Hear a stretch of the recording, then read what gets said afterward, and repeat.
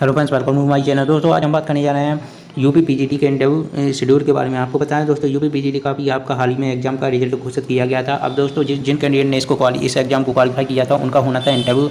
तो अब इंटरव्यू का शेड्यूल आपका जारी कर दिया गया है। 5/10/2021 से लेकर 20/10/2021 तक आपका इंटरव्यू चलने वाला है। तो दोस्तों इंटरव्यू के बारे में अगर बात की जाए तो आपको यहाँ पर बता दें, यहाँ पर आपका जो इंटरव्यू है इसका शेड्यूल की अगर बात की जाए तो ये जो 10 सब्जेक्ट आपको दिख रहे हैं इन सब का इंटरव्यू आपका होना है 5/10/2021 से लेकर 14/10/2021 तक। और ये जो आपके 2 सब्जेक्ट हैं इनका आपका 16/10/2021 से 20/10/2021 20/2021 तक, यानी 16/10/2021 से आपका होना है। इसके अलावा दोस्तों यह इंटरव्यू आपका 2 शिफ्ट में होगा। एक होगी मॉर्निंग शिफ्ट और एक होगी आपकी इवनिंग शिफ्ट। तो दोस्तों मॉर्निंग शिफ्ट का अगर इंटरव्यू शेड्यूल का रिपोर्टिंग टाइम की बात की जाए तो आज सुबह 8 बजे आपको पहुंच जाना है। अगर आपको मॉर्निंग शिफ्ट में इंटरव्यू है तो उसकी रिपोर्टिंग टाइम आपके सुबह 8 बजे, आपको सुबह 8 बजे पहुंच जाना है वहाँ पर इंटरव्यू, जहाँ पर आपका इंटरव्यू होगा। और इसके अलावा दोस्तों अगर आपका इवनिंग शिफ्ट में है तो वहाँ पर आपका रिपोर्टिंग टाइम 12 बजे है, तो आपको 12 बजे वहाँ पर पहुँच जाना है। यानी 8 बजे या उसके पहले, 12 बजे या उसके पहले आप वहाँ पर पहुँच जाइए। इसके अलावा दोस्तों कुछ इंपॉर्टेंट इंस्ट्रक्शन ध्यान रखिए। पहला तो ये कि आपका जिस भी डेट को इंटरव्यू है दोस्तों और जिस समय को इंटरव्यू है उसी समय को और डेट को आप वहाँ पर पहुँचिए। किसी अन्य तिथि को आपको वहाँ पर अलाउ नहीं किया जाएगा। इसके अलावा दोस्तों रिपोर्टिंग टाइम भी आपका यहाँ पर दिया गया है। आपको तो इस रिपोर्टिंग टाइम के पहले आपको इंटरव्यू के लिए पहुँचना है, यह आपको ध्यान रखना है। वो सारे आपके इंटरव्यू डेटा में जानकारी रहेगी। इसके अलावा दोस्तों यहाँ पर कहा गया है कि जो आपका जो कैंडिडेट हैं वो अपने साथ फेस मास्क, हैंड ग्लव्स और सैनिटाइजर साथ में लेकर आएँ। हालांकि सैनिटाइजर की व्यवस्था वहाँ पर होगी, लेकिन दोस्तों हो सकता है वहाँ पर सैनिटाइजर की व्यवस्था नहीं हो, वो बोलें कि आपको अपना सैनिटाइजर साथ में लाना होगा, तो दोस्तों वहाँ पर प्रॉब्लम हो सकती है। इसलिए आपको अपने साथ को सैनिटाइजर लेकर जाना है। और उस समय जो भी केंद्र और राज्य सरकार की कोविड-19 की गाइडलाइन चल रही हैं उन सभी को आपको फॉलो करके जाना है, मतलब उनको अच्छे से रीड करके जाना है। उन सभी को आपको क्योंकि फॉलो करना पड़ेगा। इसके अलावा दोस्तों आपको यहाँ पर बता दें, जिन कैंडिडेट ने अभी तक वैक्सीन का कोई भी डोज नहीं लिया है दोस्तों, वह कम से कम यह सुनिश्चित कर लें कि फर्स्ट डोज तो ले ही लें। क्योंकि दोस्तों वहाँ पर फर्स्ट डोज जैसे ही लेंगे तो आपको आपको प्रमाण पत्र आपका जो है दोस्तों वह आप डाउनलोड कर पाएंगे कि आपने जो भी फर्स्ट डोज लिया है दोस्तों। जब आप फर्स्ट डोज लेंगे तो उसका आपको प्रमाण पत्र साथ में लेकर जाना है। इससे क्या होगा, जैसे ही आप ये सब चीज़ें साथ में लेकर जाएंगे तो आपके जो मैं ये बोलना चाहता हूँ कि आप कोविड-19 का जब फर्स्ट डोज ले लें तो उसका सर्टिफिकेट साथ में लेकर जाएँ। इसके अलावा आपको यहाँ पर बता दें, यहाँ पर कहा गया है कि चयन बोर्ड परिसर के प्रवेश द्वार पर थर्मल स्कैनिंग और सैनिटाइजर की व्यवस्था रहेगी। लेकिन सैनिटाइजर आपको मैंने फिर से बोला है कि यहाँ पर मांगा गया है तो आपको लेकर जाना है। थर्मल स्कैनिंग की अगर बात की जाए तो वहाँ पर आपकी थर्मल स्कैनिंग होगी जैसा कि हर सेंटर पर होती है। इसके अलावा दोस्तों सोशल डिस्टेंसिंग का पालन करना होगा, ये सिंपल सी गाइडलाइन है। इसके अलावा दोस्तों किसी भी प्रकार की अभद्रता या अशांति फैलाने वाले कैंडिडेट को इंटरव्यू से हटा दिया जाएगा, यानी वंचित कर दिया जाएगा। इसलिए दोस्तों वहाँ पर आपको शांति बरकरार रखनी है। इसके अलावा कहा गया है कि साक्षात्कार पत्र डाउनलोड करने के लिए कुछ इंपॉर्टेंट निर्देश हैं, उसको आप ध्यान से पढ़ लें। तो दोस्तों आपको यहाँ पर बता दें, यहाँ पर कहा गया है कि इंटरव्यू लेटर डाउनलोड करने के लिए आपको सबसे पहले क्या करना होगा दोस्तों, ऑनलाइन आवेदन में जो भी आपने अभिलेख उल्लिखित किए हैं, डॉक्यूमेंट उल्लिखित किए हैं दोस्तों, उन सभी को पोर्टल पर आपको अपलोड करना पड़ेगा। और संस्था का विकल्प जो आपके जो भी संस्था के लिए प्रेफरेंस यानी चॉइस स्पेलिंग में जो भी प्रेफरेंस आप संस्था का भरेंगे दोस्तों, उसको जो संस्था का जो विकल्प है दोस्तों उसको चयन करना अनिवार्य होगा। तो दोस्तों ये सब चीज़ें आप जब इंटरव्यू लेटर डाउनलोड करने के लिए नज़दीकी कोई किसी भी ऑनलाइन कंप्यूटर पर या कंप्यूटर ऑपरेटर या सीए के पास जाएंगे तो वहाँ पर आपको ये सारी चीज़ें वहाँ पर कंप्लीट करनी पड़ेगी। तो दोस्तों वहाँ पर आप जैसे ही आप इसके इंटरव्यू डेटा को डाउनलोड करने के लिए जाएंगे नज़दीकी किसी भी कंप्यूटर ऑपरेटर के पास, तो वहाँ पर आपने जब इसके लिए अप्लाई किया था तो उस समय जो भी डॉक्यूमेंट आपने उल्लिखित किए थे उन सभी के ओरिजिनल, जी हाँ दोस्तों, उन सभी ओरिजिनल डॉक्यूमेंट को आप साथ में लेकर जाएं। क्योंकि दोस्तों ये इंटरव्यू लेटर डाउनलोड करने के लिए ये साइड और ओरिजिनल डॉक्यूमेंट आपको अपलोड करने पड़ेंगे। उसके अलावा दोस्तों आपकी चॉइस स्पेलिंग आपको करनी पड़ेगी। और इसके अलावा दोस्तों किसी भी ऐसे डॉक्यूमेंट को आप अपलोड ना करें जो आपने वहाँ पर आवेदन भरते समय ऑनलाइन आवेदन भरते समय उल्लिखित ना किया हो, तो ये आपको ध्यान रखना है। इसके अलावा दोस्तों आपको यहाँ पर बता दें, अभ्यर्थी द्वारा उसके आवेदन में उल्लिखित अर्हताओं के सापेक्ष संबंधित अभिलेख या प्रमाण पत्र अपलोड न करने या उक्त अर्हता से इतर कोई अन्य अभिलेख को अपलोड करने की दशा में अभ्यर्थी का अभ्यर्थन निरस्त कर दिया जाएगा। तो सीधा यहाँ पर कहा गया है कि जो भी आपने जो एलिजिबिलिटी क्राइटेरिया जो था दोस्तों, या जो भी आपने फॉर्म भरते समय जो भी आपने डॉक्यूमेंट वहाँ पर उल्लिखित किए थे दोस्तों, उन सभी को आपको यहाँ पर क्या करना पड़ेगा, उन सभी को आपको पोर्टल पर अपलोड करना पड़ेगा। जैसा कि मैंने पहले ऑप्शन में आपको बताया था। और दोस्तों यह भी आपको सुनिश्चित करना है कि किसी भी गलत डॉक्यूमेंट यानी ऐसे डॉक्यूमेंट को अपलोड नहीं कीजिएगा जो आपके वहाँ पर जब आपने इसका फॉर्म भरा था उस समय जब आपने इसका फॉर्म भरा था उस समय आपसे जो डॉक्यूमेंट मांगे गए थे उन्हीं डॉक्यूमेंट को आपको यहाँ पर भरना है, ये आपको ध्यान रखना है दोस्तों। इसके अलावा दोस्तों यहाँ पर आपको बता दें, इन सभी ओरिजिनल डॉक्यूमेंट को भरने के बाद ये दोनों प्रक्रियाएँ आपकी जब पूरी हो जाएंगी उसके बाद आपको यहाँ पर कहा गया है कि ये दोनों प्रक्रियाएँ पूरी होने के बाद आप अपना इंटरव्यू डेटा और संस्था की अधिमानता सूची डाउनलोड कर सकते हैं।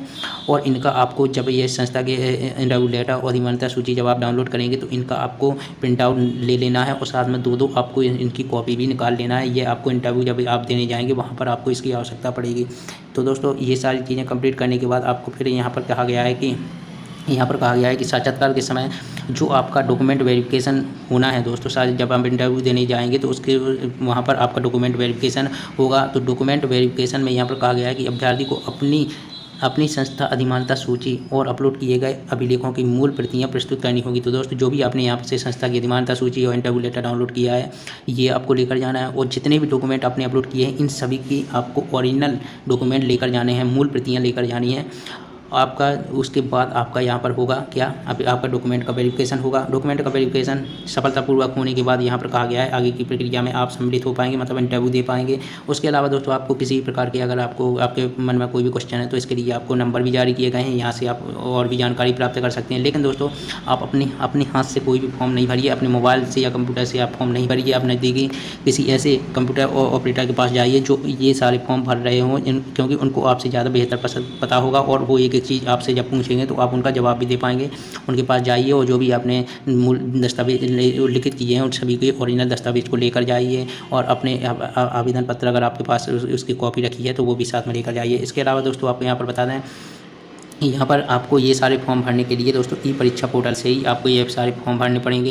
ई परीक्षा पोर्टल पर जाएंगे, वहाँ पर Uttar Pradesh secondary education service selection board Prayagraj पर क्लिक करेंगे। फिर आपको click here to submit college preference choice and download interview letter for PGT examination 2021 ये देखेगा, तो इस पर आपको क्लिक करना है। उसके बाद दोस्तों आपको यहाँ पर इस लिंक पर क्लिक करने के बाद डाउनलोड इंटरव्यू लेटर का आपको पेज खुलेगा और यहाँ पर आपको एक 10 नंबर का आपका रोल नंबर मांगा जाएगा। वेरिफिकेशन को कैप्चा आपको एंटर करना है और आपको यहाँ पर प्रोसीड बटन पर क्लिक कर देना है। उसके बाद आएगी आपके रजिस्टर्ड मोबाइल नंबर पर एक OTP, उसको आपको भर देना है। उसको OTP वेरीफाई करने के बाद आप सीधे होम पेज पर आ जाएंगे।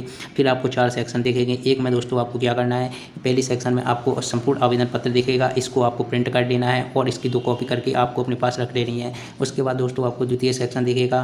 द्वितीय सेक्शन में आपको यहाँ पर अपने सबमिट चॉइस के लिए बोला गया है, जो भी संस्थाओं के लिए आपको चॉइस फिलिंग करनी है, जो भी संस्थाएं आपको चुनना है। टोटल आप मैक्सिमम 5 संस्थाओं को चुन सकते हैं, तो उन सभी को प्रेफरेंस आपको दें, उन सभी संस्थाओं के लिए प्रेफरेंस आपको यहाँ से भरनी पड़ेगी। और ये सारी प्रेफरेंस करने के बाद दोस्तों आपको यहाँ पर बताना, बाएं साइड में आपकी वो संस्थाएं दिखेंगी जिनमें से आप अपने जो भी संस्था को चॉइस करना चाहते हैं या प्रेफरेंस में भरना चाहते हैं उन सभी को क्लिक कर सकते हैं। और जिन को क्लिक करेंगे वो सारी की सारी राइट साइड में आपको देखने को मिल जाएंगी।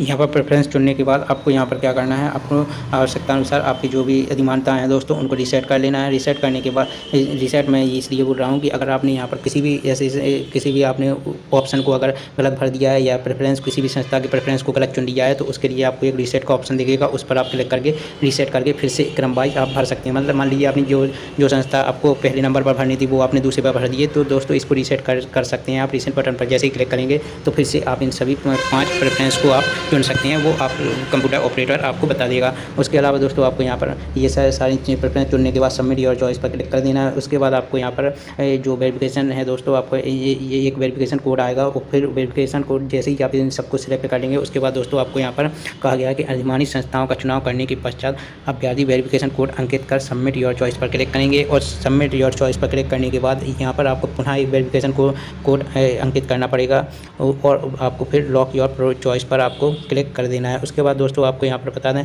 ये सब करने के बाद आपका यहाँ पर लॉक हो जाएगा, यहाँ पर अधिमानता लॉक हो जाएंगी और संस्था की अधिमानता की सूची एक बार दर्ज होने के उपरांत उसमें कोई संशोधन या परिवर्तन संभव नहीं होगा। इसलिए अभ्यर्थियों से अनुरोध है कि भाई कृपया सावधानीपूर्वक ये सब चीज़ें बने। उसके बाद दोस्तों तीसरा सेक्शन आ जाता है। तीसरे सेक्शन में आपको कुछ नहीं करना है। ये सारी प्रक्रिया कंप्लीट होने के बाद आपको यहाँ पर जो आपके डॉक्यूमेंट थे दोस्तों उनकी सूची आपको यहाँ पर प्रदर्शित होगी। यहाँ अभ्यर्थियों को अपने अभिलेख जो जो भी यहाँ पर आपने फॉर्म भरते समय अभिलेख जो जो उल्लिखित अभिलेखों को अपलोड किया था, उन सभी के मूल यानी ओरिजिनल डॉक्यूमेंट को आपको यहाँ पर अपलोड करना पड़ेगा। अपलोड करने के बाद दोस्तों यहाँ पर कहा गया है कि प्रत्येक अभिलेख के सम्मुख बारी बारी से जारी करने वाले प्राधिकारी जारी करने वाली तिथि, प्रमाण पत्र क्रमांक अंकित कर डॉक्यूमेंट अपलोड बटन पर आपको क्लिक करना होगा। उसके बाद दोस्तों यहाँ पर कहा गया है कि अभ्यर्थियों को आवश्यक साक्ष्य PDF फॉर्मेट, यानी ये सारे जो डॉक्यूमेंट है ये PDF फॉर्मेट में मिनिमम 25 KB और मैक्सिमम 500 KB में अपलोड करना होगा। इसके अलावा दोस्तों यहाँ पर एक चीज़ और कही गई है कि अगर कोई अभिलेख एक से अधिक फाइल में, मान लीजिए कोई ऐसा डॉक्यूमेंट जो एक से अधिक फाइल में है, तो उन सबको आपको एक सिंगल फाइल में मर्ज करना पड़ेगा और एक सिंगल फाइल में मर्ज करने के बाद आपको अपलोड करना पड़ेगा। उसके बाद दोस्तों आपको यहाँ पर लॉग योर अपलोड डॉक्यूमेंट का बटन दिख जाएगा, उस पर क्लिक कर देना है फिर, और आपका सेक्शन 4 आ जाता है। सेक्शन 4 में आपको यहाँ पर इंटरव्यू लेटर, अधिमाताओं की वरीयता सूची एवं अपलोड किए गए अभिलेख प्रपत्रों की सूची प्रिंट करने होंगी। और दोस्तों ये सारी चीज़ें आपको प्रिंट आउट इसलिए ले लेना है क्योंकि इन सारी चीज़ों की आप जब इंटरव्यू देने जाएंगे उस समय आपको आवश्यकता पड़ेगी। ध्यान रखिए दोस्तों, ये सारे आप डॉक्यूमेंट, ये सारी आपकी जो इंटरव्यू लेटर, अधिमाताओं की वरीयता सूची, ये सारी आप डाउनलोड करने के बाद आपको साथ में जो भी डॉक्यूमेंट जो भी डॉक्यूमेंट आपने फिलअप किए हैं दोस्तों, उन सभी के मूल प्रति आप लेकर जाएँ, मतलब ओरिजिनल डॉक्यूमेंट आप साथ में लेकर जाएँ। तो ये सारी चीज़ें और ओरिजिनल डॉक्यूमेंट, ये सारी चीज़ें आपको साथ में लेकर जानी है जब आपका इंटरव्यू होगा। फिर दोस्तों आप वहाँ पर इंटरव्यू आपका वहाँ पर आपको कोई भी परेशानी नहीं आएगी। और साथ में यहाँ पर आपको बता दें, आप अपनी तरफ से, मैं फिर से बोल रहा हूँ, आप अपनी तरफ से फॉर्म ना भरें, आप किसी नज़दीकी CA पर जाएँ, वहाँ पर आप अपना फॉर्म फिलअप करवा सकते हैं।